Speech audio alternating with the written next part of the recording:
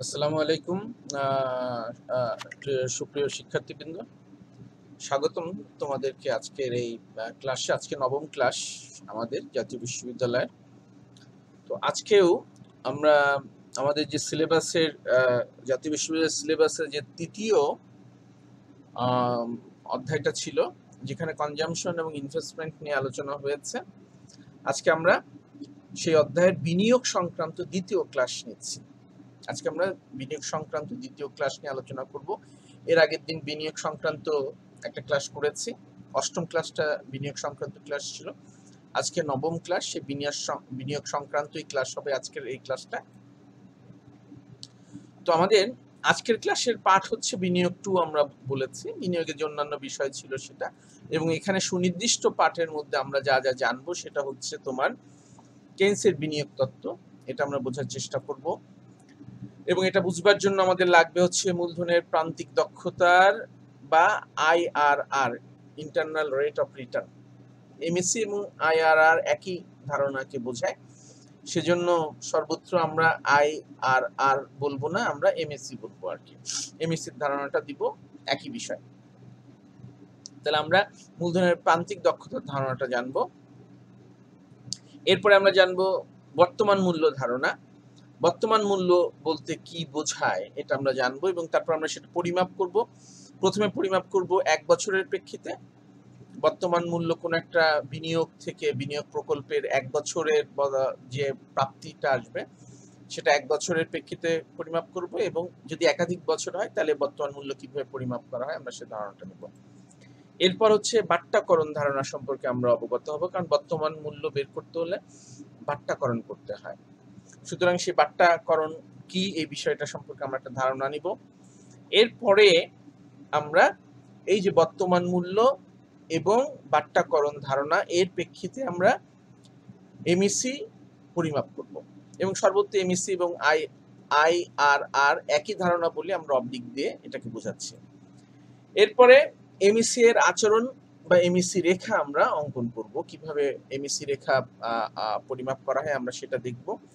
এরপরে আমরা সুদের হার, ভারসাম্য এমএসসি এবং প্রত্যাশিত মূলধন মজুদের মধ্যে সম্পর্ক কি আমরা সেটা নিরূপণ করব, এবং এরপরে আসবে এমএসসি রেখার হস্তান্তর কেন হয় আমরা সেটা জানবার এবং বুঝবার চেষ্টা করব, এবং সর্বশেষ আমরা জানবো সেটা হচ্ছে এমএসসি কি এবং এমইআই কি, এ সম্বন্ধে আমরা একটা সুস্পষ্ট ধারণা নিব। তাহলে চলো প্রথমে আমরা আজকে জানবো যেটা, সেটা হচ্ছে যে কেইন্সের বিনিয়োগ তত্ত্ব বলতে কি বোঝায়। কেইন্স কিভাবে বিনিয়োগ তত্ত্বকে বিশ্লেষণ করেছে দেখেছে আমরা সেটা জানি খুব সংক্ষেপে, দুটো লাইনে আমরা সেটা জানার চেষ্টা করব। আসলে কেইন্সের বিনিয়োগ তত্ত্ব, কেইন্সের বিনিয়োগ তত্ত্ব অনুযায়ী বিনিয়োগের নির্ধারক হলো, বিনিয়োগের নির্ধারক মানে বিনিয়োগ নির্ভর করে প্রকৃত সুদের হারের সাথে মূলধনের প্রান্তিক দক্ষতার তুলনা। আমরা কিন্তু প্রকৃত সুদের হার জানি, বাজারে যে সুদের হারটা থাকে তার সাথে যদি আমরা মুদ্রাস্ফীতি বাদ দিই তাহলে পরে আমরা যেটা পাই সেটাই হচ্ছে নামিক সুদের হার থেকে যদি আমরা মুদ্রাস্ফীতিকে বাদ দিই তাহলে পরে আমরা যে সুদের হার পাবো আমরা সেটাকেই বলি হচ্ছে প্রকৃত সুদের হার। আমরা বিশ্লেষণের সুবিধার জন্য ধরে নিব যে মুদ্রাস্ফীতি নাই, ফলে যেটা নামিক সুদের হার সেটাই প্রকৃত সুদের হার। তাহলে কেইন্স কি করেছে, এই সুদের হারের সাথে মূলধনের প্রান্তিক দক্ষতার একটা তুলনা করেছে, বলছে এই তুলনার প্রেক্ষিতেই বিনিয়োগ নির্ধারিত হয়। তাহলে পারে আমরা কিন্তু প্রকৃত সুদের হার সম্পর্কে আমাদের একটা ধারণা হয়ে গেছে, আবার প্রয়োজনে কিছুটা আলোচনা করব কিভাবে সুদের হার নির্ধারিত হয়। আমরা জানি যে অর্থবাজারে অর্থের চাহিদা এবং অর্থের যোগানের ভিত্তিতে সুদের হার নির্ধারিত হয়, কিন্তু মূলধনের প্রান্তিক দক্ষতা বলতে কি বোঝায় এ সম্পর্কে আমাদের ধারণা নেই, এবং অনেক ক্ষেত্রেই অনেক সময় ভুল ধারণা কাজ করে। অনেক সময় বুঝতে, বইয়ের লেখার বুঝতে অসুবিধার কারণে কিংবা নানাবিধ কারণে একটা ধারণা হয়ে যায় যে মূলধনের প্রান্তিক দক্ষতার হার বুঝি সুদের হারের সমান। হ্যাঁ, বইয়ের নানাবিধ কারণে সেটা কিন্তু একেবারেই না। আমরা ধীরে ধীরে মূলধনের প্রান্তিক দক্ষতা সম্পর্কে প্রকৃত ধারণাটা আমরা বোঝার চেষ্টা করবো, এবং এখানে একটা জিনিস জেনে রাখো, মূলধনের প্রান্তিক ধারণা, মূলধনের প্রান্তিক দক্ষতা, এই ধারণাটার উদ্ভাবক হচ্ছে কেইন্স, আবারও বলছি, মূলধনের প্রান্তিক দক্ষতা, এই ধারণাটার উদ্ভাবক হচ্ছে কেইন্স। তিনি বিনিয়োগ বিশ্লেষণ করতে যেয়ে এই ধারণাটাকে নিয়ে আসেন। মূলধনের প্রান্তিক দক্ষতা, এই ধারণাটাকে কেইন্স বিনিয়োগকে বিশ্লেষণ করার জন্য নিয়ে আসেন, এবং এই মূলধনের প্রান্তিক দক্ষতা অনেকগুলো বিষয়ের উপর নির্ভর করে। আমরা আজকের আলোচনার শেষে সেটা জানবো।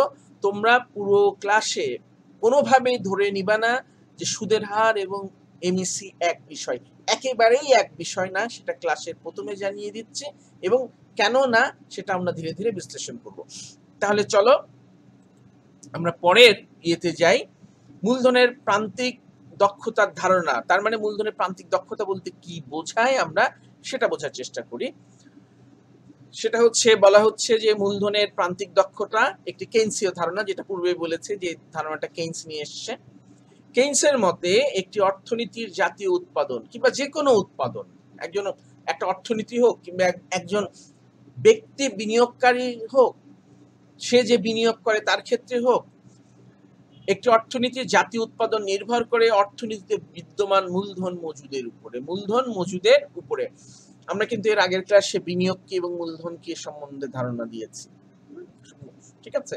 মূলধন হচ্ছে মানে ক্রমাগত বিনিয়োগের সমষ্টি হচ্ছে মূলধন মজুদ আর কি। এর আগে যা মূলধন হয়েছে, বিনিয়োগ হয়েছে, তার সমষ্টি মিলে একটা দেশে বর্তমানে যে পরিমাণ মূলধন আছে সেটাকে আমরা মূলধন মজুদ করছি। আগের ক্লাসে বিনিয়োগ এবং মূলধনের মধ্যে একটা পরিপূর্ণ ধারণা দেওয়া হয়েছে। দেখো, মূলধন মজুদ বৃদ্ধি পেলে জাতীয় উৎপাদন বৃদ্ধি পায়।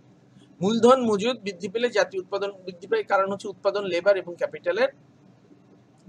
ক্যাপিটালের অপেক্ষক। সুতরাং যদি ক্যাপিটাল বৃদ্ধি পায় তাহলে মূলধন বৃদ্ধি পায়, জাতীয় উৎপাদন বৃদ্ধি পায়, এটা খুব স্বাভাবিক বিষয়। তবে প্রশ্ন হলো কি পরিমাণ এই জাতীয় উৎপাদন বৃদ্ধি পাবে, এটা আমরা একটা পরিপূর্ণ সামষ্টিক অর্থনীতির ক্ষেত্রে বলছি। আমরা এই যে বিশ্লেষণটা করব, এই বিশ্লেষণটার ক্ষেত্রে তোমাদের মনে হতে পারে কখনো বুঝি আমি জাতীয় একটা সামষ্টিকভাবে একটা দেশের পরিপূর্ণ অর্থনীতির ক্ষেত্রে বিষয়টাকে বিশ্লেষণ করছি, আবার কখনো মনে হতে পারে যে এটা হয়তো একজন একক ব্যক্তির, একজন একক বিনিয়োগকারীর ক্ষেত্রে বিশ্লেষণ করছি। যেটাই ঘটুক, যদি কখনো একক বিনিয়োগকারীর মনে হয় তাহলে সমস্ত বিনিয়োগকারী যোগ করে এটা একটা সামষ্টিক বিনিয়োগ হয়ে যাবে। সুতরাং তোমাদের ব্যাখ্যার সময় যেটাই মনে হোক, যদি এটা কখনো মনে হয় যে আমি একক বিনিয়োগের ক্ষেত্রে এটা বিষয়গুলো বলছে, তাহলে এটাকে বলবো যে এই একক বিনিয়োগের ক্ষেত্রে যেভাবে বিশ্লেষণ হচ্ছে সকল বিনিয়োগকারীর ক্ষেত্রে একইভাবে বিশ্লেষণ হবে, এবং সকল বিনিয়োগের সমষ্টিতেই জাতীয় বিনিয়োগ হবে আর কি, ঠিক আছে। তাহলে এখন আবারও বলি, মূলধন মজুদ বৃদ্ধি পেলে জাতীয় উৎপাদন বৃদ্ধি পায়। তবে প্রশ্ন হলো কি পরিমাণ জাতীয় উৎপাদন বৃদ্ধি পাবে। কেইন্সের প্রশ্নের জবাবে বললেন মূলধনের প্রান্তিক দক্ষতার উপর জাতীয় উৎপাদনের পরিমাণ নির্ভর করে। মূলধনের প্রান্তিক দক্ষতার উপরে। প্রান্তিক দক্ষতা কি?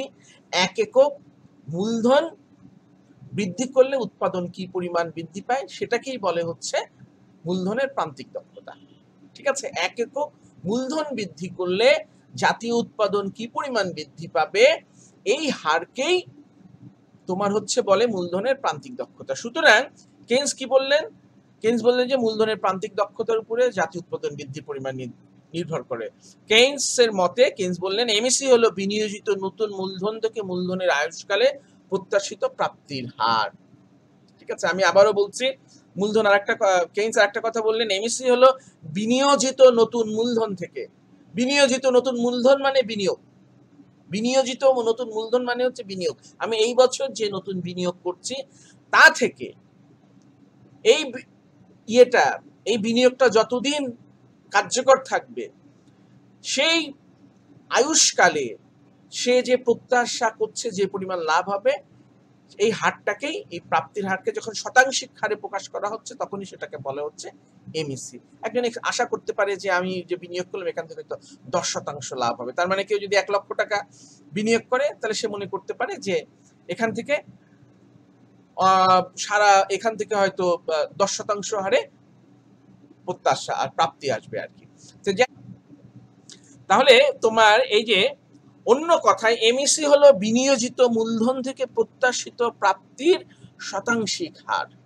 আবার কি বলছি, এমইসি কে নানাভাবে বিশ্লেষণ করার চেষ্টা করছি তোমরা যেন বুঝতে পারো। এমইসি হলো বিনিয়োজিত মূলধন থেকে, ঠিক আছে? সেটা বিনিয়োজিত মূলধন হচ্ছে এ পর্যন্ত যা বিনিয়োগ হয়েছে তার সমষ্টি, মূলধন মজুদ। এখানে বিনিয়োজিত মূলধন বলতে আমরা সেটা বুঝতে পারি, অথবা বুঝতে পারি যে এই বছরে যা বিনিয়োগ করছি সেই পরিমাণ বিনিয়োগ থেকে যে প্রত্যাশা আশা করছি সেই পরিমাণটার হচ্ছে শতাংশিক হারই হচ্ছে যা কিছু বিনিয়োগ করলাম, যত টাকা বিনিয়োগ করলাম, এখান থেকে আমি যে মুনাফা যে লাভ করব সেটাকে যখন শতাংশিক হারে প্রকাশ করা হয় তার জীবনকাল ব্যাপী, সেটাকেই বলা হয় হচ্ছে হলো গিয়া MEC। একটা কথা বলে রাখি, যে কোনো বিনিয়োগ করা হলে কিন্তু সেটা যে কোনো 1 বছর মাত্র কিন্তু ওখান থেকে কোনো রিটার্ন আসে না। রিটার্ন আসে কিন্তু একটা মূলধনের তার জীবনকাল ব্যাপী। যেমন ধরো যে পদ্মা ব্রিজ করা হচ্ছে, আশা করা হচ্ছে যে পদ্মা ব্রিজ 100 বছর পদ্মা ব্রিজটা টিকে থাকবে, তাহলে পদ্মা ব্রিজ এটা একটা মূলধন। তাহলে এই যে পদ্মা ব্রিজ থেকে তোমার হচ্ছে এর আয়ুষ্কালে 100 বছরে যা আসবে সেই যে প্রাপ্তিটা, সেটা প্রাপ্তি হচ্ছে সে যা বিনিয়োগ করেছে তার, সেটাকে যখন শতাংশিক হারে প্রকাশ করা হচ্ছে সেটাকে বলা হচ্ছে তোমার MEC, যে প্রাপ্তিটা আসবে। ঠিক আছে? এখানে একটু কনফিউশন হয়তো থেকে যাচ্ছে তোমাদের কাছে, সেটা হচ্ছে যে 1 কোটি টাকা যদি বিনিয়োগ করে তাহলে সে কত প্রত্যাশা করতে পারে। তাইলে সে 1 কোটি টাকা বিনিয়োগ করেছে, সে তো সেই 1 কোটি টাকা নিবেই, তার সাথে সে হয়তো এক্সপেক্ট করছে যে আরো 10 লক্ষ টাকা অতিরিক্ত আসবে, আরো কত আসবে, আরো 10 লক্ষ টাকা অতিরিক্ত আসবে, কিংবা সে মনে করে যে আরো 100 বছরে যেহেতু মানে আর সে হয়তো মনে করতে পারে যে না আরো 30 লক্ষ টাকা অতিরিক্ত আসবে। ঠিক আছে? তাহলে পারে টোটাল সে খরচ করেছে 1 কোটি টাকা, আর সে মনে করছে যে মুনাফা এবং এটার যে খরচ হয়েছে সব মিলে সে হয়তো 1 কোটি 30 লক্ষ টাকা এক্সপেক্ট করবে। তো তাহলে এই যে অতিরিক্ত যেটা হচ্ছে, অতিরিক্ত যে 30 আসছে বিনিয়োগ খরচের উপরে অতিরিক্ত যে 30 লক্ষ টাকা সে আশা করছে, এই 30 লক্ষ টাকাকে যখন শতকরা হারে প্রকাশ করা হয় সেটাই হচ্ছে MEC। ঠিক আছে? আচ্ছা, কিন্তু ধারণা কিন্তু এখনো পুরোপুরি পরিষ্কার কিন্তু হয়নি, এর মধ্যে আরো বিষয় আছে, আমরা ধীরে ধীরে দেখবো। বর্তমান মূল্যের কনসেপ্ট আছে, নানাবিধ বিষয় আছে, আমরা দেখি। এখানে পরবর্তী ধাপে আরেকটু খোলাসা করা হয়েছে বিষয়টা MEC কে, যে বাট্টার হারে কোনো বিনিয়োগ থেকে ভবিষ্যতে প্রত্যাশিত প্রাপ্তি। এখানে কিন্তু প্রত্যাশিত প্রাপ্তি বলতে প্রতি বছর যা আসবে, মুনাফা কিন্তু শুধু না, আমি এই যে বিনিয়োগটা হয়েছে বিনিয়োগ থেকে মোট যে আয় আসবে এটা প্রত্যাশিত, এটা বাস্তব না। বাস্তব না কেন?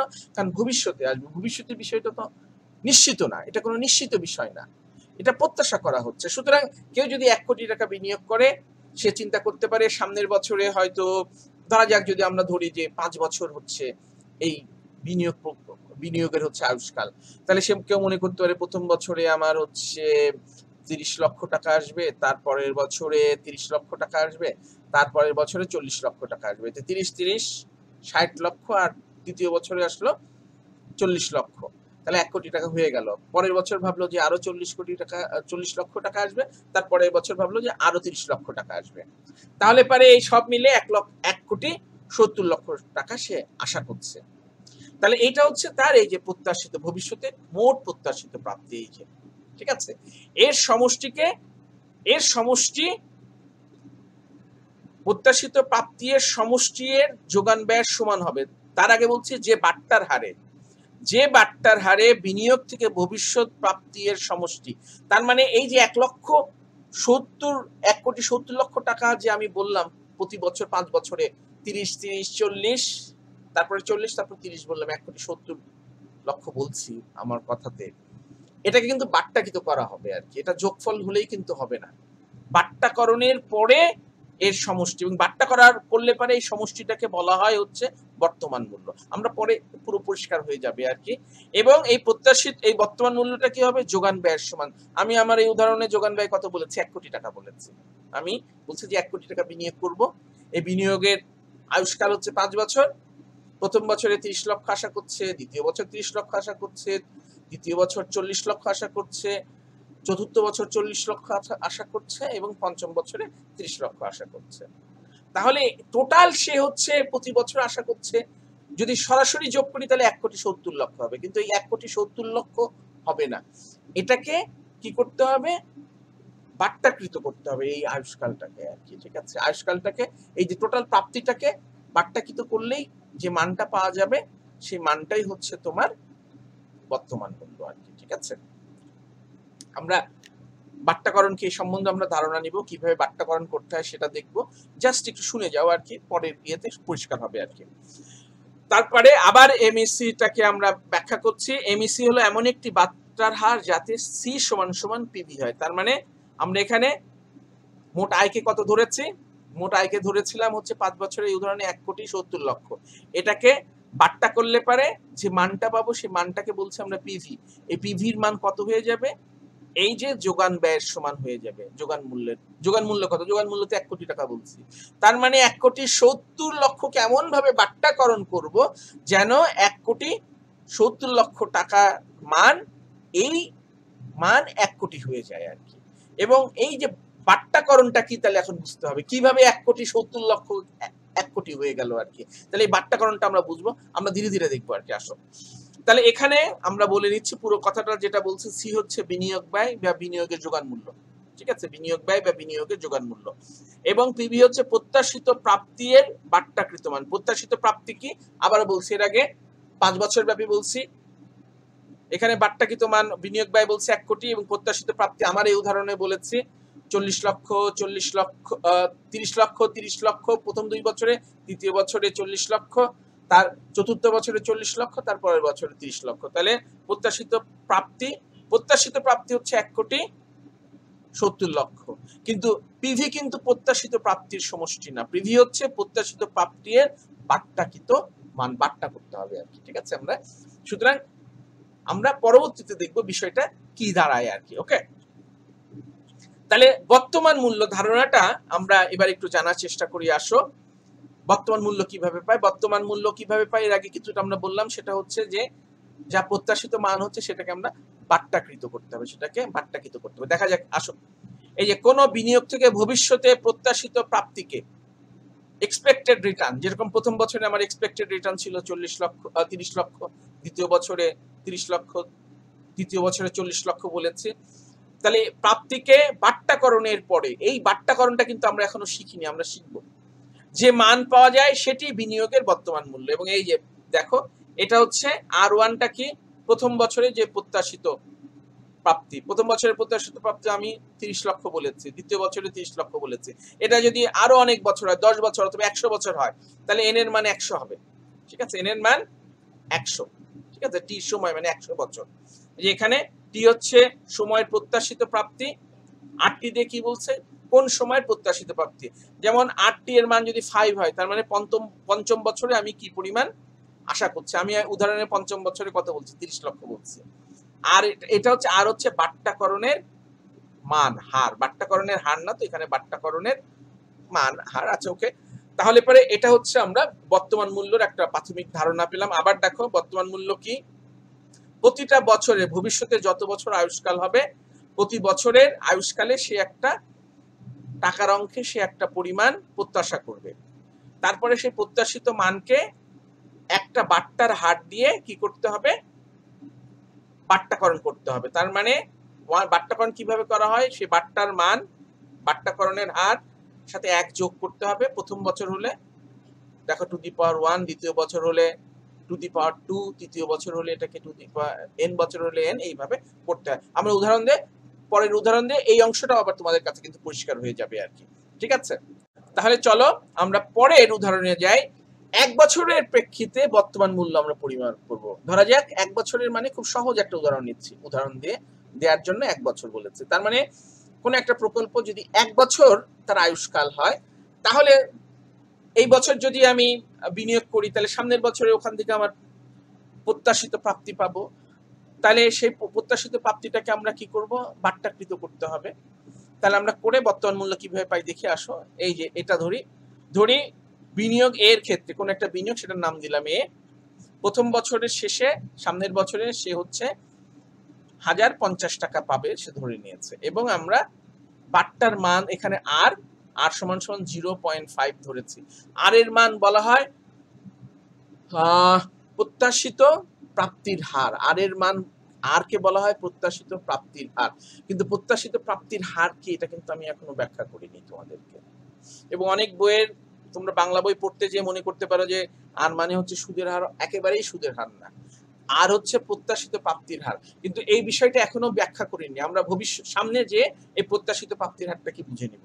আমরা শুধু এখন ধরে নিই যে আগের সূত্র অনুযায়ী প্রত্যাশিত প্রাপ্তির হার দিয়ে আমরা এটাকে বাট্টাকরণ করব। তাহলে কিভাবে পাচ্ছি, এখানে R1 ছিল মানে প্রথম বছরে যে কি বলছি, R1 দিয়ে কি বলছি, প্রথম বছরে যে প্রত্যাশিত প্রাপ্তি 1050 টাকা এবং 1 প্লাস বাট্টাকরণের মান। বাট্টাকরণের মান কত, 0.05 মানে 5%। ঠিক আছে, তাহলে আমরা প্রত্যাশিত প্রাপ্তির হার ধরে নিচ্ছি 5%। প্রত্যাশিত প্রাপ্তির হার ধরে নিচ্ছি 5%। তাহলে যদি সেটা হয় তাহলে 1 প্লাস 0.5 এটা করলাম, এই যে দেখো বর্তমান মূল্য এসে দাঁড়ালো 1000 টাকা। ঠিক আছে, আচ্ছা যদি এরকম হয় অন্য একটা প্রকল্প ধরি, প্রকল্প বি, সেই প্রকল্পের ক্ষেত্রে আর এর মান মানে প্রথম বছরের প্রাপ্তির মান 1050 না হয়ে সেই প্রকল্প থেকে আসবে হয়তো 1250, কিন্তু প্রত্যাশিত প্রাপ্তির হার কিন্তু 0.05 ওই 5%ই আছে। তাইলে বর্তমান মূল্য দাঁড়াবে কত, 1250 টাকা তুমি টাকার অঙ্কে পাবা পরের বছরে। কিন্তু এই বছরের আলোকে ওই 1250 টাকাকে তুমি একজন বিনিয়োগকারী হিসাবে তুমি ধরে নিচ্ছ ওই টাকার মূল্য, এক বছর পরে যে 1250 টাকা পাবা সেই টাকাটার আজকে তোমার কাছে এই টাকাটার মূল্য হচ্ছে 1142 টাকা 80 পয়সা। ঠিক আছে, এটাই হচ্ছে বর্তমান মূল্য। আমি আবারও বলি, ধারণা কিন্তু এখনো পরিষ্কার হয়নি। প্রত্যাশিত প্রাপ্তির হার কি এটা আমরা এখনো জানি না। বাট্টাকরণের ধারণা আমাদের পুরোপুরি পরিষ্কার হয়নি। আমরা পরের স্লাইডে এই বিষয়টা পুরোপুরি পরিষ্কার হবে আর কি। এখন শুধু উদাহরণগুলোকে আমরা দেখি। আবার মনে করুন অন্য একটা উদাহরণ, বিনিয়োগ যদি সি হয়, সেই ক্ষেত্রে যদি প্রত্যাশিত প্রাপ্তি মানে পরের বছরে তুমি আজকে 1000 টাকা বিনিয়োগ করলা কিংবা কত টাকা বিনিয়োগ করলা সেটা না ধরি, সামনের বছরে তুমি একটা বিনিয়োগ করলা, সেই বিনিয়োগ থেকে পাবে হচ্ছে কত, 1350 টাকা পাবে। আর তুমি ধরে নিচ্ছ যে 5% হারে যা বিনিয়োগ করা হচ্ছে সেটার 5% হারে এটার রিটার্ন আসা উচিতই, 5% হারে প্রফিট আসা উচিতই। এটা তোমার ধারণা, এটা একজন বিনিয়োগকারী হিসেবে তুমি এটা প্রত্যাশাই করতে পারো। তাহলে এটাই হচ্ছে প্রত্যাশিত প্রাপ্তির হার। এটা হচ্ছে প্রত্যাশিত প্রাপ্তি আর এটা হচ্ছে প্রত্যাশিত প্রাপ্তির হার। পার্থক্যটা খুব ভালো মতো ধরে নেবে। এটা হচ্ছে প্রত্যাশিত প্রাপ্তি, এই টাকাটা তুমি সামনের বছর পাবা নামিক হিসাবে, মানে টাকার হিসাবে এই পরিমাণ টাকাটা তুমি যে বিনিয়োগ করছো সেখান থেকে তুমি এই টাকাটা পাবা। এটাকে আর বলা হচ্ছে, আর মানে হচ্ছে প্রত্যাশিত প্রাপ্তি, এক্সপেক্টেড রিটার্ন। আর ছোট হাতের আর দিয়ে প্রত্যাশিত প্রাপ্তির হার, এই প্রাপ্তিটাকে যখন শতকরা হিসাবে দেখানো হয় তখন সেটাকে আমরা বলছি প্রত্যাশিত প্রাপ্তির হার। তাহলে এই যে প্রত্যাশিত প্রাপ্তির হারটা আমি ডিসকাউন্ট করলাম, দাঁড়ালো 1285 টাকা 70 পয়সা। তার মানে সামনের বছর তুমি যে যখন যে টাকার অঙ্কে যে টাকাটা পাচ্ছ 1350 টাকা, সেই টাকাটার একজন বিনিয়োগকারী হিসাবে তোমার কাছে সেই টাকাটার বর্তমান মূল্য হচ্ছে 1285 টাকা 70 পয়সা। এখনো পরিষ্কার হয়নি, হওয়া দরকারও নাই। শুধু কিভাবে অঙ্কের মাধ্যমে কিভাবে বাট্টাকরণ করে বর্তমান মূল্য বের করে সেই ধারণাটুকু শুধু এখান থেকে বোঝার চেষ্টা করো। এইটুকু বুঝতে পারলেই হবে, সামনে যে পুরো কনসেপ্ট ধীরে ধীরে ইনশাল্লাহ পরিষ্কার হবে। তাহলে আমরা এই তিনটা প্রকল্প এ, প্রকল্প বি, প্রকল্প সি, এটার ক্ষেত্রে আমরা যদি ধরে নিই তিনটা প্রকল্পেরই আয়ুষ্কাল 1 বছর, তাইলে তিনটা প্রকল্প থেকে আমার যে আয় আসবে সে তিনটা প্রকল্পেরই আয়কে আমি যদি ধরে নিই আমার প্রত্যাশিত প্রাপ্তির হার হচ্ছে যা বিনিয়োগ করবো তার 5%, তাহলে পরে আমার তিনটা প্রকল্পের যে প্রাপ্তি হবে এক্সপেক্টেড রিটার্ন, সে প্রাপ্তির বর্তমান হচ্ছে প্রথমটার ক্ষেত্রে 1000, দ্বিতীয়টার ক্ষেত্রে 1142 টাকা 80 পয়সা, তৃতীয়টার ক্ষেত্রে 1285 টাকা 70 পয়সা বর্তমান মূল্য। ঠিক আছে, তার মানে যে টাকার অঙ্ক পাবো সেই টাকার অঙ্ক কিন্তু থাকছে না বর্তমান মূল্যে। ডিসকাউন্ট বাট্টাকরণ করার কারণে মান কিন্তু কমে যাচ্ছে, 1350 হয়েছে 1285, 1250 হয়েছে 1142, 1050 হয়েছে 1000, যখন প্রত্যাশিত প্রাপ্তির হার 5% ধরে নিয়েছে। এরপরে আমরা চিন্তা করব যে আমরা যে বর্তমান মূল্যটা বের করলাম, আমরা ধরে নিয়েছি যে প্রকল্পের আয়ুষ্কাল মাত্র 1 বছর, কিন্তু যদি 1 বছর না যদি 3 বছর হতো তাহলে কি হতো? তাহলে এই যে এটা দেখো R1 দ্বারা প্রথম বছরে প্রাপ্তির হার ধরেছি, R2 দিয়ে দ্বিতীয় বছরের প্রাপ্তির হার ধরেছি এবং R3 দিয়ে তৃতীয় বছর প্রাপ্তির হার ধরেছি। ঠিক আছে, এর আগের বারের সাথে আবার কনফিউজ করে ফেলো না। এখানে 1250 টাকা আছে, এটা বি প্রকল্পের পরের বছরের 1250 টাকা। আর এখানে কিন্তু আমরা এখানে 1250 না 1200 বলেছি, এখানে আমরা 1200 বলেছি দ্বিতীয় বছরে আসবে। একই প্রকল্প থেকে দ্বিতীয় বছরে যদি 3 বছর হতো, আগের উদাহরণে প্রত্যেকটা প্রকল্পেরই 3 বছর দেখিয়েছে এবং এক একটা প্রকল্পের এক্সপেক্টেড রিটার্ন এক এক রকম। প্রথম প্রকল্পে ছিল 1050, দ্বিতীয় প্রকল্পে ছিল কত? দ্বিতীয় প্রকল্পে ছিল তোমার হচ্ছে 1250 আর তৃতীয় প্রকল্পে ছিল 1350। তার মানে সে তার কাছে হচ্ছে 1000 টাকা ছিল, সে 3টা প্রকল্পে বিনিয়োগ করতে পারতো। কোনটাই করবে? এখানে যেটার প্রেজেন্ট ভ্যালু বেশি সেটাতে করবে, প্রকল্প সিতে করবে সে আগের ক্ষেত্রে, কারণ সে এখানে প্রত্যাশিত প্রেজেন্ট ভ্যালু বেশি। কিন্তু যদি 3 বছর হতো আয়ুষ্কাল, তাহলে 3 বছরকে তো প্রথম বছরেরটাকেও বর্তমান মূল্যে প্রাপ্তিটাকে বর্তমান মূল্যে নিতে হবে, দ্বিতীয় বছরের প্রত্যাশিত প্রাপ্তিটাকেও বর্তমান মূল্যে কনভার্ট করতে হবে, তৃতীয় বছরের বর্তমান প্রাপ্তিটাকেও বর্তমান মূল্যে কনভার্ট করতে হবে। তাহলে এই যে দেখো এখানে কনভার্ট করা হয়েছে, প্রথম বছরের প্রাপ্তি এটাকে বাট্টাকরণ করা হয়েছে। আমরা সে একইভাবে বাট্টাকরণের হার, প্রাপ্তির হারটা শতকরা 5% ধরে নিয়েছি, মানে আমি যা বিনিয়োগ করব তার 5% হারে আমি প্রত্যাশা করছি, রিটার্ন প্রাপ্তি প্রত্যাশা করছি। সুতরাং এই যে প্রথম বছরে বলে এইটাকে 1 প্লাস আর মানে 1 প্লাস 05 কে 1 দিয়ে ইয়ে করেছি আর কি, পাওয়ার দিয়ে ইয়ে করেছি। যদি 2 বছর হয় সূত্র অনুযায়ী কি হবে? 1 প্লাস আর টু দি পাওয়ার 2 2 বছরের ক্ষেত্রে। তৃতীয় 3 বছর হলে 1 প্লাস আর টু দি পাওয়ার 3 হবে। ঠিক আছে, তাহলে পারে কেন হবে এটার ব্যাখ্যা কিন্তু দিইনি। এটা কেন দ্বিতীয় বছরে টু দি পাওয়ার 2 হবে, তৃতীয় বছরে, এই ব্যাখ্যাটা এখানে দেওয়া হয়নি। সেটা এটা ম্যাথমেটিক্যাল ব্যাপার, এটা পরে জানবো। তাহলে আমরা দেখো এখান থেকে এই মানটা পেলাম, এই যে এখান থেকে পেলাম এই মান 1.05 হোল স্কয়ার থেকে পেলাম হচ্ছে 1.1025 এবং 1.05 কিউব থেকে পেলাম এই যে এই মানটা। তারপরে আমরা এটাকে ভাগ করেছি, ভাগ করলে যে এই মানগুলা পেলাম। শেষে আমরা 3 বছরের টোটাল প্রাপ্তির যে বর্তমান মূল্য পাচ্ছি সেটা হচ্ছে 3254 টাকা 63 পয়সা। বাস্তবে কত হতো? এটা বাস্তবে হতো 3600 টাকা। যদি যোগ করতাম তাহলে হতো 3600 টাকা। যদি নামিক অঙ্কে প্রথম বছরে 1050, দ্বিতীয় বছরে 1200, তৃতীয় বছরে 1350, এটাকে যদি সরাসরি যোগ করতাম তাহলে হতো 3600 টাকা। কিন্তু প্রথম বছরকে বাট্টাকরণ করলাম, দ্বিতীয় বছরকে বাট্টাকরণ করলাম, তৃতীয় বছরকে বাট্টাকরণ করে যোগ করে আমরা পেলাম 3254 টাকা। তার মানে হচ্ছে তুমি যদি 5% হারে মুনাফা প্রত্যাশা করো তাহলে পারে এই 3600 টাকা 3 বছরে যা পাবা সেটার আজকের কাছে একজন বিনিয়োগকারী হিসেবে আজকের মূল্যে সে প্রাপ্তির মূল্য হচ্ছে তোমার কাছে 3054 টাকা। এই হচ্ছে বর্তমান মূল্যের ধারণা। এইটুকু ধারণা তোমাদের কাছে পরিষ্কার হতে হবে। পরবর্তী ধাপে যাওয়ার আগে এই যে বর্তমান মূল্য কিভাবে পরিমাপ করা হয় এইটুকু পর্যন্ত ধারণা পুরোপুরি পরিষ্কার হতে হবে। এর পরের ধাপে যাব হচ্ছে আমরা অন্য প্রসঙ্গে, বাট্টাকরণ প্রসঙ্গে আমরা যাব। তাহলে দেখো বাট্টাকরণ ধারণাটা কি। আমরা প্রথমে বলি মুদ্রাস্ফীতি বা বিনিয়োজিত অর্থ থেকে প্রাপ্তি আসে,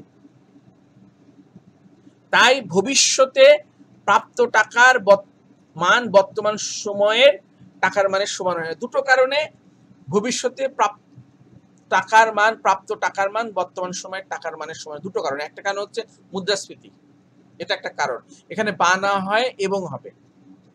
মুদ্রাস্ফীতি বা বিনিয়োজিত অর্থ থেকে প্রাপ্তি না, মুদ্রাস্ফীতি এবং, এটা প্রিন্টিং মিস্টেক আর কি, ঠিক আছে, লিখতে যে ভুল হয়েছে।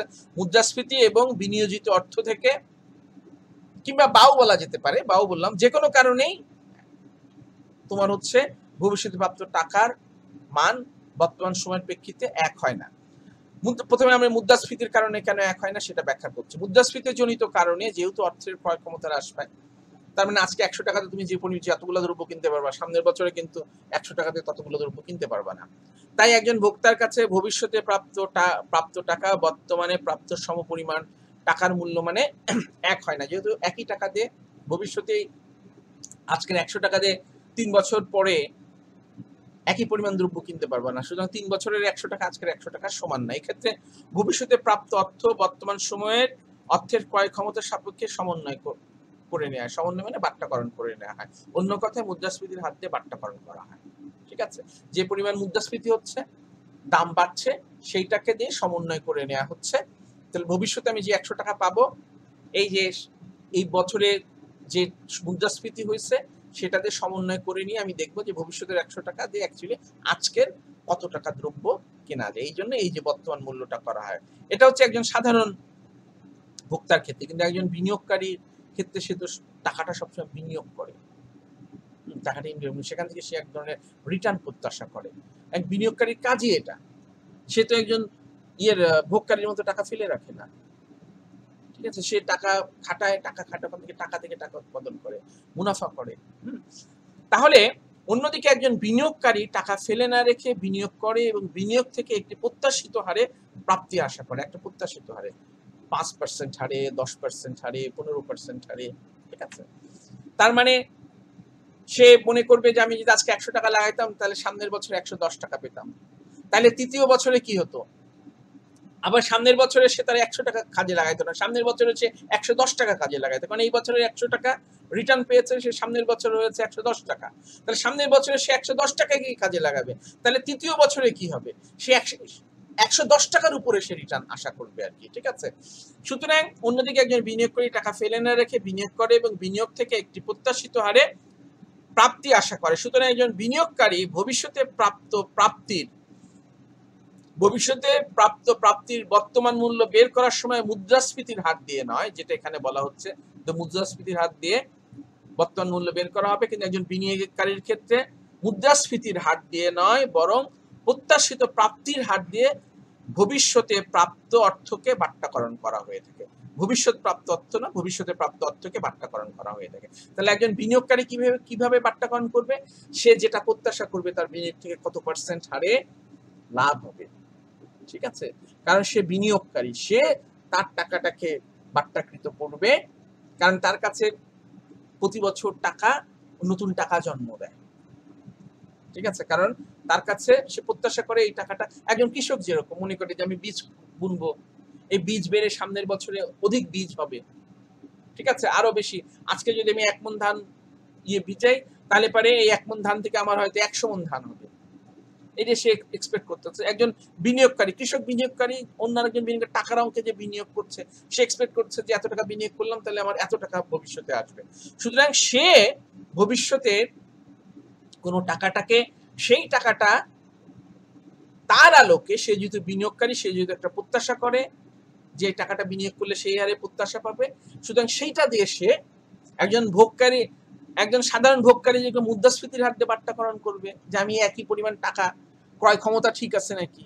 আর একজন বিনিয়োগকারী বাট্টাকরণ করবে তার টাকার, সে যে পরিমাণ প্রত্যাশা করছিল রিটার্ন টাকা থেকে, বিনিয়োগ থেকে, সেই পরিমাণ বিনিয়োগ তার কাছে আসছে কিনা, সেটা দিয়ে সে হচ্ছে বাট্টাকরণ করবে। ঠিক আছে? সুতরাং এখানে এই যে প্রত্যাশিত প্রাপ্তির হার যেটাতে সে বাট্টাকরণ করছে, সেটা বাট্টাকরণ করে থাকে, এবং এই প্রত্যাশিত প্রাপ্তির হার এক একজন বিনিয়োগকারীর একান্ত মানসিক বিষয়। কত পার্সেন্ট প্রত্যাশা করবে এটা এক একজন বিনিয়োগকারীর কাছে এক রকম। কেউ মনে করতে পারে 5% হলেই অনেক ভালো যদি লাভ হয়, আবার কেউ মনে করতে পারে না 15% হতে হবে। সুতরাং এই যে ভবিষ্যৎ প্রাপ্তির হার যেটা, সেই হারটা নানাবিধ নির্ধারক দ্বারা প্রভাবিত হয়। কি কি নির্ধারক দ্বারা প্রভাবিত হয় আমরা সেটা দেখব। আমরা এবার এমএসসি পরিমাপ করব। তোমরা দেখবে যে আমরা যখন এমএসসি পরিমাপ করা হয়ে যাবে তখন দেখবে যে এমএসসি ধারণাটা তোমাদের কাছে খুব একবারে পরিষ্কার হয়ে যাবে ইনশাল্লাহ। তোমাদের আর কোনো এই সম্পর্কে অস্বচ্ছতা থাকবে না। প্রথমে আমরা একটু দেখি আবার একটু এমএসসি কি বারবার বলছি, আবারও একটু দেখো। এমএসসি হলো এমন একটি বাট্টার হার যাতে সি সমান সমান পিভি হয়। শুধুমাত্র একটি নির্দিষ্ট প্রত্যাশিত প্রাপ্তির হারেই, প্রত্যাশিত প্রাপ্তির হারকে আমরা নির্দিষ্ট প্রত্যাশিত প্রাপ্তির হারকে আমরা আর দিয়ে বোঝাচ্ছি। এবং এই প্রত্যাশিত প্রাপ্তির হারে কি ঘটছে? বিনিয়োগের বর্তমান মূল্য বিনিয়োগের যোগান মূল্যের সমান হচ্ছে। আমরা যখন কোনো একটা বিনিয়োগ করি, আমরা কিন্তু বিনিয়োগের পেছনে অর্থ ব্যয়টা এই মুহূর্তে করি, মানে চলমান সময়, বর্তমান সময়ে করি, এবং প্রত্যাশিত প্রাপ্তিগুলো আমরা ভবিষ্যতে পাই এবং অনেক বছর ব্যাপী পাই। যেমন ধরো, আমরা যদি পদ্মা ব্রিজের কথা বলি, 100 বছর পদ্মা ব্রিজ থাকবে, সেই পরিকল্পনা নিয়ে পদ্মা ব্রিজ করা হচ্ছে। তো পদ্মা ব্রিজের পেছনে 40,000 কোটি টাকা ব্যয় হচ্ছে। তাহলে এটা হচ্ছে, এই যে 40,000 কোটি টাকা, এটা হচ্ছে এই বিনিয়োগের তোমার হচ্ছে যোগান মূল্য। আর প্রতি বছর এখান থেকে যে আয়টা আসবে সেটা হচ্ছে প্রত্যাশিত আয়। 100 বছর ধরে সেই আয়টা আসবে। এখন আজকের 100 টাকা, 100 বছর পরের 100 টাকা কিন্তু এক মূল্য না, এবং সেটা মুদ্রাস্ফীতির কারণে এক মূল্য হয় না। আবার বললাম যে বিনিয়োগকারী সে চিন্তা করে আমি টাকাটা বিনিয়োগ করছি, আমি কি রিটার্ন পাবো, কি প্রত্যাশা প্রাপ্ত পাবো, সেটা সে চিন্তা করে। তো যাই হোক, যে কথাটা বলতে চাচ্ছি সেটা হচ্ছে যে তোমার আর এর শুধুমাত্র একটা নির্দিষ্ট মানেই পিভি সমান সমান সি হয়। এই কথাটা খুব গুরুত্বপূর্ণ একটা কথা। এই যে প্রত্যাশিত হার বলছি, প্রত্যাশিত হার আমি নানা রকম ভাবতে পারি আর কি, কিন্তু একটা নির্দিষ্ট মানে কি হবে? পিভি সমান সমান সি হবে, এবং আর এর অন্যান্য মানে পিভি হয় পিভি গ্রেটার দেন সি হবে, অথবা পিভি লেস দেন সি হবে। আমরা একটা উদাহরণ এখন একটু দেখি। ধরি কোন একটা প্রকল্প, এই প্রকল্পের ক্ষেত্রে 1 বছর ব্যাপী প্রকল্প, 1 বছর মাত্র রিটার্ন আসবে। এই প্রকল্পে যদি আমরা ধরে নিই যে সামনের বছরে কিংবা তোমার হচ্ছে 1050 টাকা আসবে, এবং এই বছরে আমি এই প্রকল্পটার পেছনে ব্যয় করেছি, প্রকল্পটার যোগান মূল্য হচ্ছে 1000 টাকা। তাহলে পারে তোমার কি ঘটবে? তোমার যদি আমি এমইসি বের করতে চাই, একটা এমইসি হচ্ছে এমন একটা মান যে মানে সি সমান সমান পিভি হবে, যেটা বলেছে এই যে এমইসি হচ্ছে এমন একটা মান যেখানে সি সমান সমান পিভি হবে। তাহলে আমরা এই যে এখানটায় বসে, এই যে দেখো সূত্রটা কিভাবে এমইসি বের করে। এই যে দেখো, সি সমান সমান, মানে যেখানে সি সমান সমান যদি পিভি হয় তাহলে সি সমান সমান পিভি, তারপরে এই যে এটাকে এদিকে নিয়ে গেলাম, আমরা সমীকরণ করছি। দেখো, সি ইন্টু এমইসি, এমইসি সমান সমান, এই ধাপগুলো তোমরা একটু দেখে নাও, দরকার হলে ভিডিওটাকে এখানে পজ করো, পজ করে ধাপটা দেখে নাও। তাইলে এমএসসি সমান সমান আমরা পাচ্ছি কি? আর1 হচ্ছে কি? আর1 হচ্ছে সামনের বছরের 1 বছর মেয়াদি, যেহেতু এটা একটা প্রকল্প, তাহলে প্রকল্প বলি, বিনিয়োগ বলি, যাই হোক আর কি, এটা বিনিয়োগ প্রকল্প আর কি। তাহলে পারে আর মাইনাস আর1 মাইনাস সি, তাহলে সামনের বছরে যে প্রত্যাশাটা করছি সেটা হচ্ছে 1050 টাকা, এবং এটার হচ্ছে যোগান মূল্য 1000 টাকা, ডিভাইডেড বাই সি।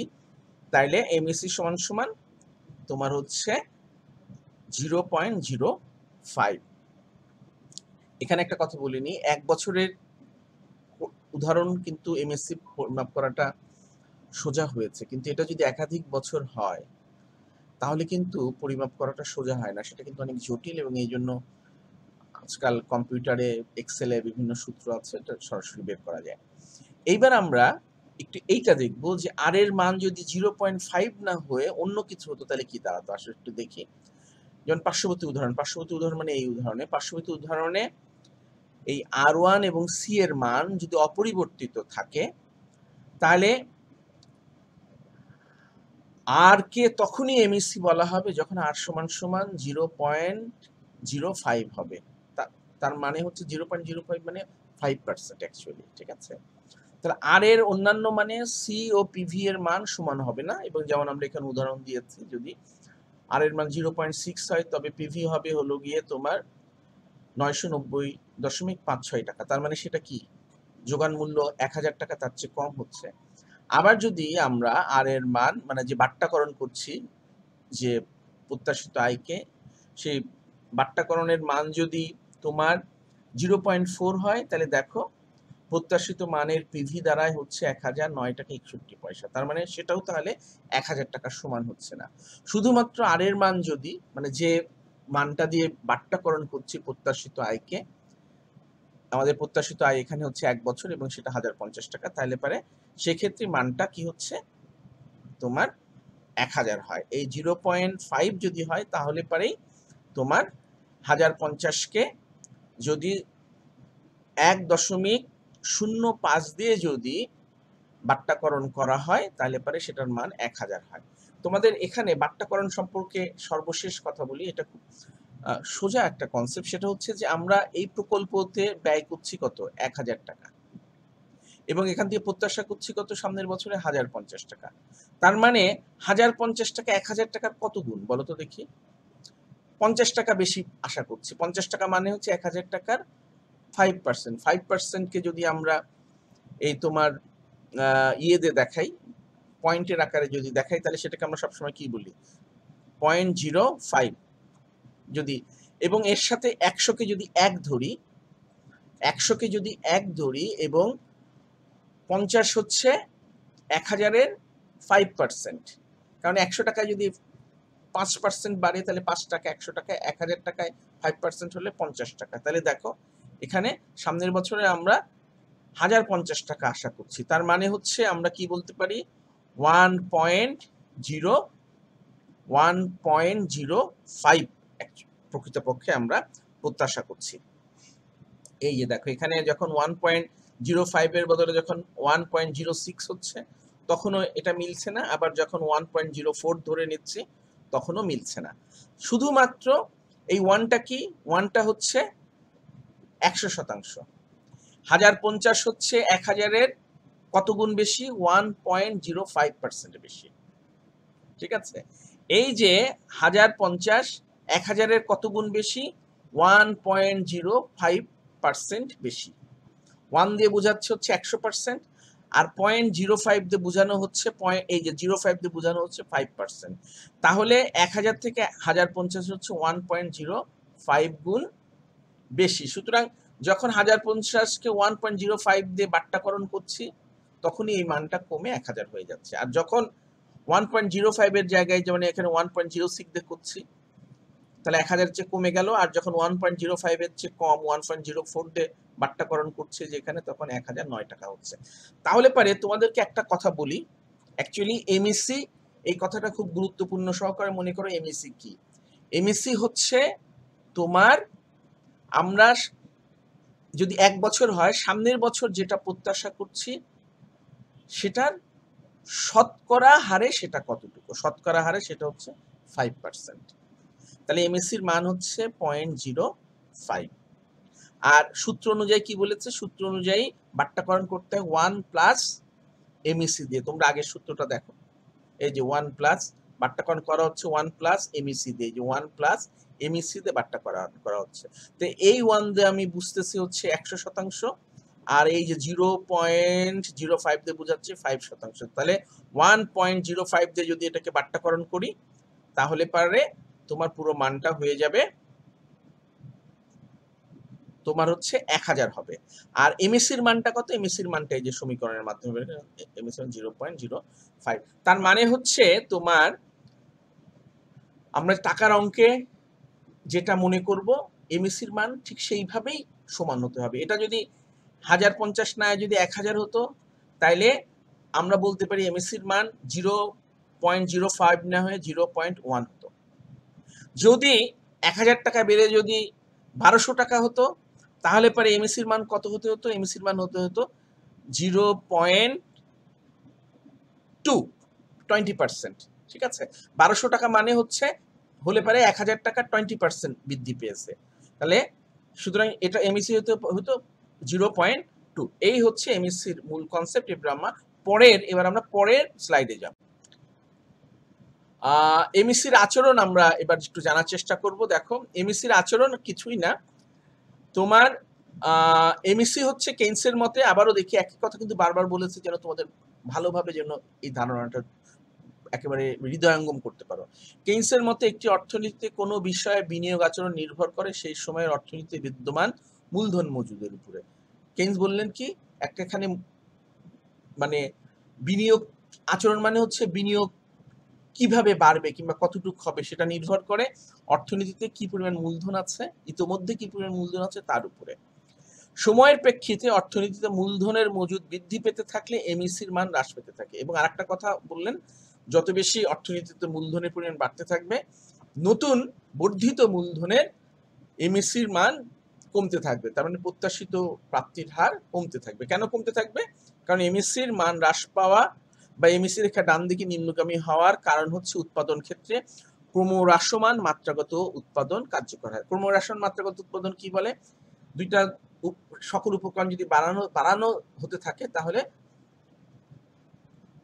উৎপাদনের যে পরিমাণ সেটা ক্রমান্বয়ে যে হারে উপকরণ বাড়ানো হয়, উৎপাদনের পরিমাণ তার চেয়ে কম হারে বাড়তে থাকে। এটাই হচ্ছে ক্রমহ্রাসমান মাত্রাগত উৎপাদন।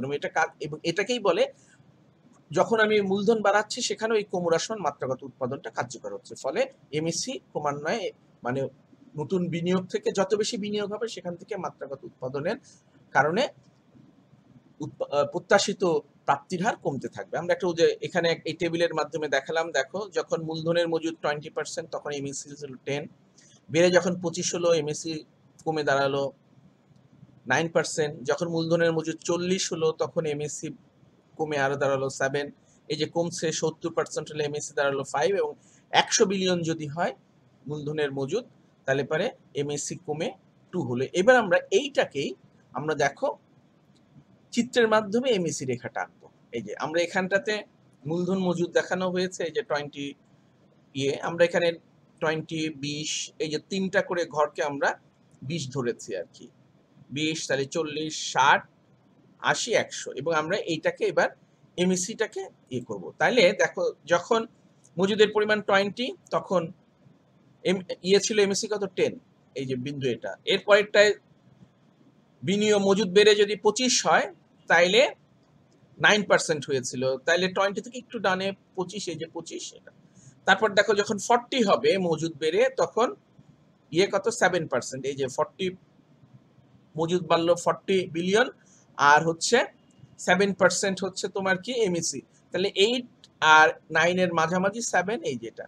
এরপরে যথারীতি আমরা পাচ্ছি যখন 70, তখন হচ্ছে এইটা।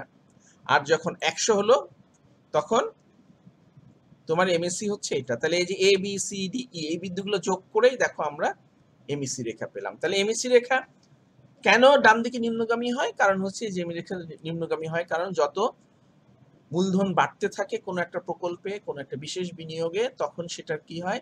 সেখানে কোনো হ্রাসমান মাত্রাগত উৎপাদন কার্যকর হয়। ফলে অতিরিক্ত বর্ধিত এক একক উৎপাদন থেকে যেহেতু সেটার উৎপাদনের পরিমাণ কমে যায়, ফলে এই প্রত্যাশিত হারটাও কমে যায়।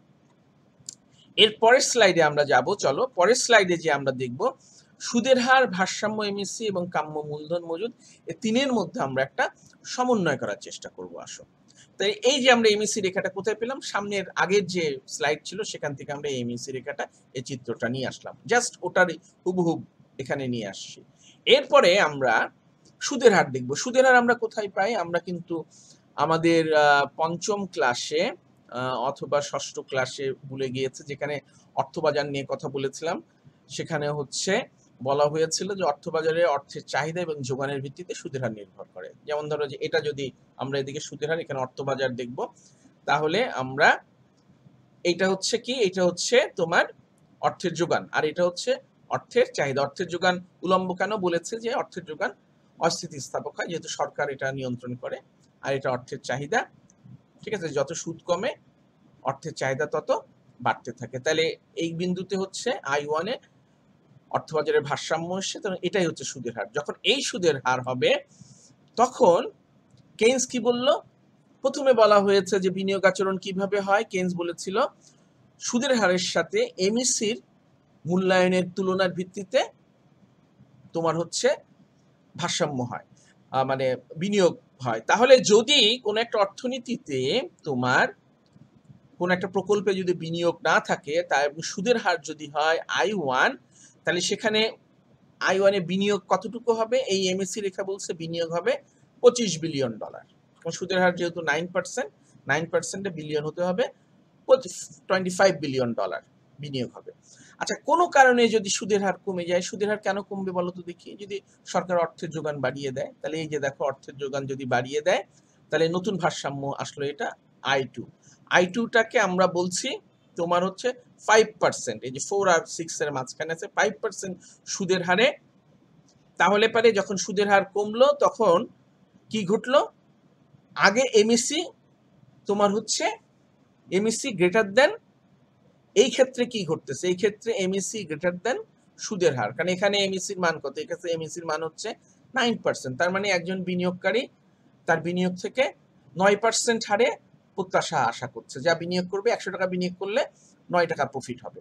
কিন্তু এই 100 টাকা সে ব্যাংক থেকে লোন নিয়ে আসছে, সেজন্য তাকে সুদ দিতে হবে কত, যদি সুদের হার কমে যদি 9% 5% হয়, সুদের হার সুদ দিতে হবে তাকে মাত্র 5%, তাইলে সে কিন্তু আয় করছে 100 টাকাতে 9 টাকা, আর তার এটার জন্য সুদ দিতে হচ্ছে 5 টাকা, তাহলে 4 টাকা বেশি আছে। ফলে সে কি করবে, সে হচ্ছে নতুন বিনিয়োগ করতে থাকবে, কতক্ষণ, আবার যখন নতুন বিনিয়োগ করতে থাকবে তার প্রান্তিক উৎপাদনশীলতা ক্রমান্বয়ে কমতে থাকবে মাত্রাগত উৎপাদনের কারণে। তাহলে ভারসাম্য আসলো আবার এখানে, যখন 5% সুদের হার হবে, তখন এই বিনিয়োগ বাড়তে থাকবে, বাড়তে বাড়তে বিনিয়োগ যত বাড়তে থাকবে, বিনিয়োগের প্রান্তিক উৎপাদনশীলতা মার্জিনাল এফিসিয়েন্সি অফ ক্যাপিটাল কমতে থাকবে, কমতে কমতে এই বিন্দুতে যখন বিনিয়োগের পরিমাণ কিংবা মূলধনের মজুদ যখন 70 বিলিয়ন হবে, তখন বাজারের যে সুদ আছে সেই সুদের হারের সাথে এমএসসি সমান হবে। সুতরাং এখানে ভারসাম্য আসলো, এবং আমরা বলতে পারি এই যে আগের তুলনায় নতুন বিনিয়োগ কোনটা এতটুকু, তার মানে 70 থেকে 25 বাদ দিলে কত হয়, 40 বিলিয়ন নতুন বিনিয়োগ হলো, আর মোট মূলধন হচ্ছে 70 বিলিয়ন। প্রথম পর্যায়ে ছিল সুদের হার যখন 9% ছিল তখন বিনিয়োগ হয়েছিল তোমার 25 বিলিয়ন এবং মজুদও ছিল 25 বিলিয়ন, কিন্তু সুদের হার কমে যখন 5%-এ আসলো তখন অতিরিক্ত বিনিয়োগ হলো 40%, এবং এই যে 25 আগের 25 আর এই 40 যোগ করে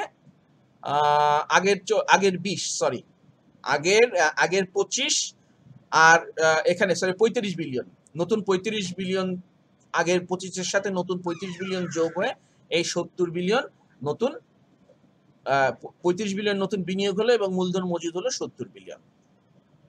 এবার আমরা পরের স্লাইডে যাব যে এমএসসি রেখার স্থানান্তর কেন হয়, আমরা একটু সেটা বোঝার চেষ্টা করি। আচ্ছা, এবার আমরা এমএসসি রেখার স্থানান্তরটা দেখি আসো। এমএসসি রেখার স্থানান্তরে যে ঘটনাটা ঘটবে, আমরা আগের গ্রাফ থেকে এই সুদের হারের সাথে এমএসসি রেখার সম্পর্কটাকে নিয়ে ওই চিত্রটাকেই নিয়ে আসছি, এবং ভারসাম্য যে 9% সুদে ভারসাম্য ছিল হচ্ছে 25 বিলিয়ন, আর 5% সুদে বিনিয়োগ ছিল 70 বিলিয়ন, সেইটাকে আমরা এখানে নিয়ে আসছি আর কি।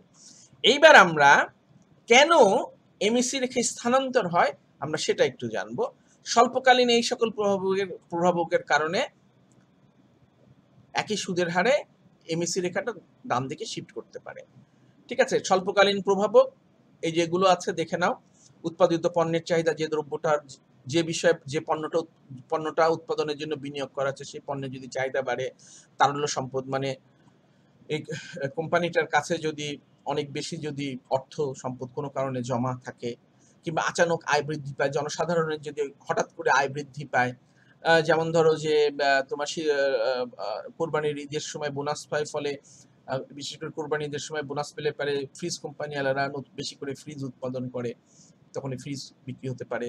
বিনিয়োগের বর্তমান হার, এখন বর্তমানে কি পরিমাণ বিনিয়োগ হয়েছে, পর্যাপ্ত বিনিয়োগ আছে না, তুলনায় কম আছে, এবং প্রত্যাশা এবং দুরাশার দোলাচাল যেটা বলছে যে ভবিষ্যতে ব্যবসা ভালো হবে না খারাপ হবে, এর একটা বিষয়। আর দীর্ঘকালীন প্রভাব হচ্ছে জনসংখ্যা প্রবৃদ্ধির হার, জনসংখ্যা যেহেতু ক্রমান্বয়ে বাড়ে, সুতরাং এটা ক্রমান্বয়ে বিনিয়োগ চাহিদা বাড়তে থাকে, ক্রমান্বয়ে ফ্রিজ কোম্পানিরা মনে করবে যে বেশি করে ফ্রিজের চাহিদা বাড়তেই থাকবে, টেলিভিশনের চাহিদা বাড়তেই থাকবে। কারিগরি উন্নয়ন হলে পারেও তোমার হচ্ছে মূলধন নতুন করে রিপ্লেস করতে হয়, ফলে বিনিয়োগের চাহিদা বেড়ে যায়। মূলধনের দ্রব্য যদি কম মজুদ থাকে তাহলে পরে বেশি বিনিয়োগ হয়, আর বেশি বিনিয়োগ থাকলে কম বিনিয়োগ হয়। এবং করের হারও কিন্তু একটা বড় বিষয়। করের হার কমে গেলে পরে বেশি করে মুনাফা লাভের সম্ভাবনা থাকে, ফলে এইসব কারণে কি ঘটে, ভবিষ্যৎ প্রাপ্ত মানে ভবিষ্যতের যে প্রাপ্তি, প্রত্যাশিত প্রাপ্তি, সেটা বেশি চিন্তা করে, এবং এর ফলে তোমার হচ্ছে এই রেখাটা ডান দিকে শিফট করে। এই যে ডান দিকে শিফট করলো, ডান দিকে শিফট করলে কি হলো দেখো, আগে 9% সুদের হারে বিনিয়োগ ছিল 25 বিলিয়ন, আর প্রত্যাশা বৃদ্ধির কারণে একই সুদের হারে বেশি বিনিয়োগ হচ্ছে। 25% থেকে 40%, আর যদি সুদের হার কমে 5% হয় তাহলে সেটা বেড়ে 70% থেকে একেবারে 95 বিলিয়ন হয়ে যাবে আর কি। ঠিক আছে, এদিকটা একটু বেশি দেখানো হয়েছে, এটা অ্যাকচুয়ালি 90 হলে হয়তো ভালো হতো। আচ্ছা যাই হোক, মোট কথা বৃদ্ধি পাবে, এই যে এখান থেকে এইটুকু একটু বেশি, সেই জন্য 95 দেখানো হয়েছে আর কি। তো যাই হোক, এবার আমরা যে কাজটা করব সেটা হচ্ছে যে তোমার এই কথাটা খুব ইম্পর্টেন্ট কথা, মনে রাখবা। এমইসি রেখা বরাবর এমইসি হ্রাস পায়, যে এমইসি রেখা বরাবর এমইসি হ্রাস পাচ্ছে কেন? হ্রাস পায় ক্রমহ্রাসমান মাত্রাগত উৎপাদন বিধির কারণে। এই যে যখন আমরা বলবো যে এমইসি রেখা বরাবর তোমার এমইসি হ্রাস কমছে, এটা কিন্তু সুদের হারের কারণে কমছে না, এটা কিন্তু মাথায় রাখবা। সুদের হার এবং মূলধনের প্রান্তিক প্রত্যাশিত প্রাপ্তির হার কিন্তু আলাদা বিষয়। এই যে তো কখনোই বলবার না যে সুদের হার 9% থেকে 5% হওয়ার কারণে এটা হয়েছে, নো। তোমার হচ্ছে এই লেখা বরাবর এমইসি কমছে কারণ হচ্ছে মাত্রাগত উৎপাদন কার্যকর আছে। কিন্তু সুদের হার কমলে পারে কি হয়? বিনিয়োগের পরিমাণ বাড়িয়ে দেওয়া হয়, কারণ হচ্ছে তখন ব্যয়ের চেয়ে, যেহেতু ওই বিনিয়োগ থেকে লাভ বেশি হতে থাকে, সুতরাং সুদটা হচ্ছে এখানে ব্যয় হিসাবে দেখছে, তাহলে সেই কারণে উৎপাদন বিনিয়োগটা বাড়াতে থাকে, এবং যেখানে সর্বশেষ প্রান্তিক ব্যয় এবং প্রান্তিক আয় সমান হয় সেখানে ভারসাম্য আসলো। আর এমএসসি রেখে স্থানান্তর হয় কেন? স্বল্পকালীন ও দীর্ঘকালীন প্রভাবের পরিবর্তনের কারণে। এই যে স্বল্পকালীন এবং দীর্ঘকালীন প্রভাবের পরিবর্তনের কারণে রেখাটা শিফট করছে। এইবার আমরা সর্বশেষ একটা কনসেপ্ট আলোচনা করব, এমএসসি এবং এমইআই রেখা। এটা নিয়ে কিন্তু শিক্ষার্থীরা বেশ সমস্যায় পড়ে থাকে, সুতরাং এই সম্বন্ধে একটু ধারণা দিয়ে দিচ্ছি, এটা একটু পরিষ্কার মতো তোমরা বোঝার চেষ্টা করো। এক, MEI marginal efficiency of investment, দুটো কনসেপ্ট কিন্তু কমপ্লিটলি আলাদা কনসেপ্ট। ওই এফিসিয়েন্সি থাকাতেই এটা ধরে নিও না যে কাছাকাছি কিছু, একেবারেই আলাদা কনসেপ্ট। এমইআই রেখা সুদের হার সাপেক্ষে বিনিয়োগ চাহিদার স্থিতিস্থাপকতা প্রকাশ করে। সুদের হার সাপেক্ষে বিনিয়োগের স্থিতিস্থাপকতা প্রকাশ করে মানে, তার মানে 5% যদি সুদ কমে তাহলে কত পার্সেন্ট বিনিয়োগ বাড়ে, কিংবা 2% যদি সুদ কমে তাহলে কত পার্সেন্ট সুদ কমলে বিনিয়োগ বাড়ে, কত পার্সেন্ট বিনিয়োগ বাড়লো। আমরা যেরকম চাহিদার দাম স্থিতিস্থাপকতা দেখেছি ব্যষ্টিক অর্থনীতিতে, সে একইভাবে এই এমই রেখা তোমার হচ্ছে সুদের হার সাপেক্ষে বিনিয়োগ চাহিদার, মানে কি পরিমাণ বিনিয়োগ বাড়বে তার স্থিতিস্থাপকতা প্রকাশ করে। এমইআই রেখা অনুযায়ী সুদের হার কমলে বিনিয়োগ চাহিদা বাড়ে এবং সুদের হার বাড়লে বিনিয়োগ চাহিদা কমে। অন্যদিকে তোমার কেইন্স মনে করেন সুদ নয় বরং বিনিয়োগ নির্ভর করে ব্যবসা থেকে প্রত্যাশিত প্রাপ্তির উপরে। বিনিয়োগ নির্ভর করে কার উপরে? বিনিয়োগ নির্ভর করে ব্যবসা থেকে প্রত্যাশিত প্রাপ্তির উপরে। উদাহরণ হিসাবে উনি মানে কেইন্সি উল্লেখ করেছেন, মন্দার সময় সুদের হার কম থাকলেও বিনিয়োগ বাড়ে না। কারণ কেন বাড়ে না? কারণ হচ্ছে মূলধন মজুদের অনেকখানি মন্দার সময় অব্যবহৃত থাকে, মন্দা, বেচা কেনা হচ্ছে না, হ্যাঁ, সুতরাং বড় কোম্পানির তোমার হচ্ছে কারখানা পড়ে আছে, বসে আছে, তখন সুদের হার কমলেও তোমার হচ্ছে নতুন করে কেউ কারখানা দিবে না, ফলে নতুন সুদের হার কমলেও নতুন বিনিয়োগ হয় না। আবার সমৃদ্ধির সময় ইতিবাচক প্রত্যাশার কারণে সুদের হার বেশি থাকলেও বিনিয়োগ বাড়ে, তখন একই সুদের হারে এমইসি রেখা ডান দিকে স্থানান্তরিত হয়, যেহেতু প্রত্যাশা বেড়েছে। এই যে এখান থেকে এমএসসি 1 থেকে এমএসসি উঠলো, এবং এই ক্ষেত্রে দেখো R1 থেকে R2 সুদের হার বেড়েছে, কিন্তু তারপরে দেখো বিনিয়োগ বৃদ্ধি পেয়েছে। সুতরাং এইটাই হচ্ছে কেইন্স যে কথাটা বলেছে, বিনিয়োগ যদিও নির্ভর করে সুদের হারের সাথে এমএসসির পার্থক্যের উপরে, কিন্তু এমএসসি বেসিক্যালি বিনিয়োগকে বেশি প্রভাবিত করে। ঠিক আছে, কারণ সুদের হার তো নির্ভর করছে অর্থবাজারের দ্বারা, এবং সুদের হার কমলেও অনেক সময় বিনিয়োগ বাড়ে না, কিন্তু প্রত্যাশা যদি ভালো থাকে তাহলে সুদের হার খুব একটা ম্যাটার করে না। তো যাই হোক, আমরা শেষ করলাম বিনিয়োগ। সামনের দিন আমরা